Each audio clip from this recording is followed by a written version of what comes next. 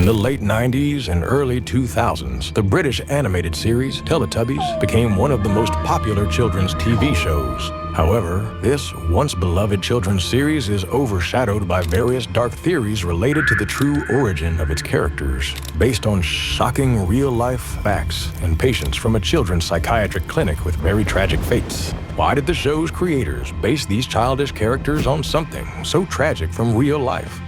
Did the Teletubbies show zombify its viewers, and through what means was this achieved? Other interesting and frightening facts related to the popular animated series await you in the continuation of this video. I've got to tell you about something that's been a total game changer for me lately. This is Spellfast AI. But here's the thing, it's like having a writing assistant that gets smarter the more you use it. I'm constantly typing emails, Slack messages, you name it. And honestly, I used to stress about typos all the time, like, did I spell that right? Does this sound professional? It fixes my spelling and grammar as I type, instantly. I just write, and that saves me so much time. It's like having writing superpowers with just one keyboard shortcut. The more commands you use, the more powerful it gets. With Spellfast, it's not just about fixing mistakes. It's about making your writing better. I've used it in Slack, WhatsApp, Jira, and now I can't imagine communicating without it. Spellfast AI. The link is in the description.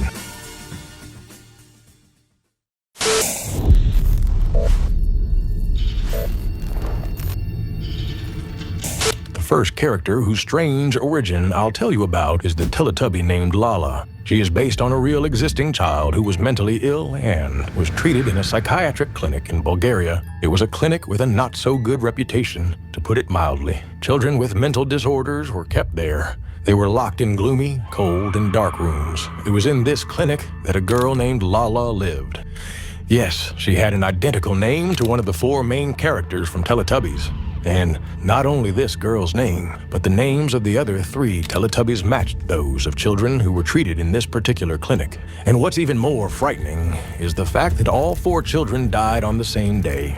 She suffered from grotesque facial deformity that caused her face to contort in an eternal smile, making it seem as if she was constantly happy, which from the outside must have looked very scary and uncomfortable, like something from a horror movie.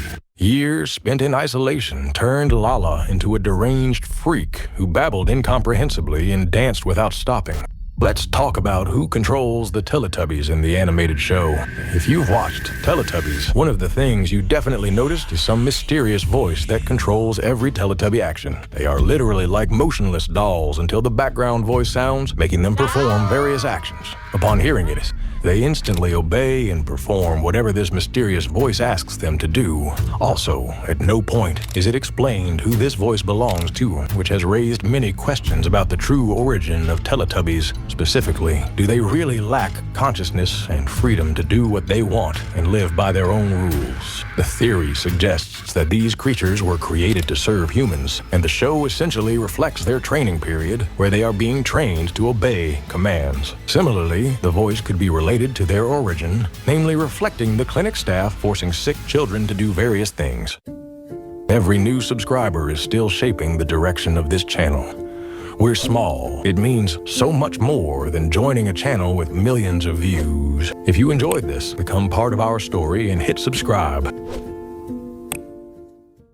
Another Teletubby, the purple Tinky Winky, was based on a boy named Tote, who was another unfortunate victim of this dark and satanic clinic. He, like Lala, had a similar facial deformity disease. Despite being deaf, Tote was a real troublemaker. He used to continuously bang his head against the wall, which caused the staff to keep him outside, tied to a fence. He suffered from frostbite and caretaker cruelty, but at the same time never stopped smiling, similar to Lala. Another noteworthy character from the children's show that has raised many questions and uncertainties is the Sun Baby, a giant sun-shaped creature with a baby's face and voice that often rose from the horizon and appeared in the sky, giggling cheerfully. Teletubby fans have questioned, does the Sun Baby actually symbolize evil and something demonic? A giggling child's face might seem simply cute and charming, but in this case, there's more hidden here than what meets the eye. There are assumptions that when the sun rises, the baby actually transforms into a demonic creature for a brief second before disappearing. Appearances can be deceiving, and one of the true reasons why the Sun Baby is portrayed as harmless is so as not to frighten the Teletubbies, as this might be their first and only contact with a humanoid being. Honestly, I wouldn't be surprised if some of all these theories are even true or partially true, because watching Teletubbies as a child, I already felt back then that something wasn't right with that series. Growing up, I started thinking that perhaps its authors were simply drug addicts, but now, getting familiar with these theories, everything becomes even stranger, and this isn't even all of it. Now, about what's hiding in the underground world of Teletubbies. In the land where Teletubbies live and play, there are several hills with extensive tunnels leading underground, and their vast relief creates a feeling that there's a completely different world underground.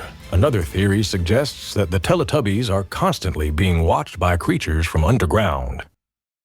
The Teletubby I'm going to tell you about is called Dipsy. His character was based on a sickly boy named Dink, who was so weak that he practically didn't move. He lay in the psychiatric hospital's isolation room and literally marinated in his own excrement and vomit. He spent his last days practically dying of starvation. The content in the children's show was sometimes so creepy that several episodes were banned immediately in multiple countries. For example, in 1997, one episode was banned in the USA and several European countries. In the episode's plot, the Teletubbies wake up and discover that Tubbyland is empty. The Sun Baby never rises, leaving the land in eternal twilight. Confused, the Teletubbies begin their usual routine. Yes, a plot worthy of horror movies, but I remind you that the show was meant for small children.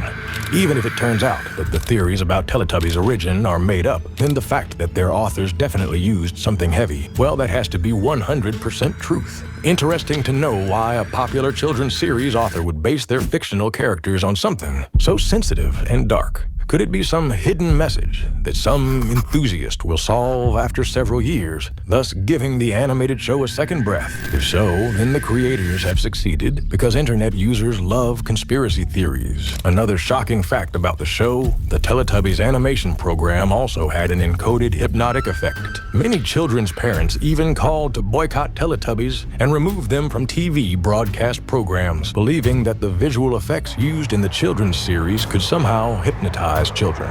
The constant presence of rotating windmills in the series frames, constant chanting of the phrase, "Time for Teletubbies," and even certain background sounds when Teletubbies appear and jump in front of the screen. All of this had a hypnotic effect. It's common practice for show and series creators to do everything to keep their viewers glued to the screen. But Teletubbies took it all to a whole new level, trying to instill in children a sick desire to watch Teletubbies episodes again and again. Others even believed that the animated show was a government attempt to get children addicted to unhealthy food so that big corporations could make huge profits at the expense of children's health. This in turn is connected to another characteristic thing from Teletubbies, Tubbypasta. If you watched Teletubbies in your childhood, you definitely remember Tubbypasta, and upon seeing it, your mouth probably watered and you had a desire to taste something like that. This appetizing snack was a combination of red and yellow acrylic paint with mashed potatoes that made the Teletubbies smiley and happy.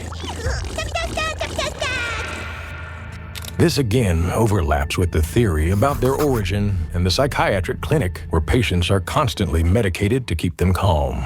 These 4 patients had only one source of comfort in their miserable lives. It was a television that was constantly left on to give patients something to do and keep them somewhat sane. Television was their only joy. However, maintaining TVs and electricity bills became expensive, and one day the children heard staff talking about getting rid of the televisions. They fell into complete despair at the thought that they might lose their only joy, which had become a significant part of their existence, and they took an unimaginable step to prevent it. These children had no real hiding places, and previously, to protect things from being taken away, they used to swallow toys. Now they decided to do something similar to protect the televisions. But how they did it, and how it all turned out, is, to put it mildly, horrible, and you wouldn't even want to imagine how it might have looked.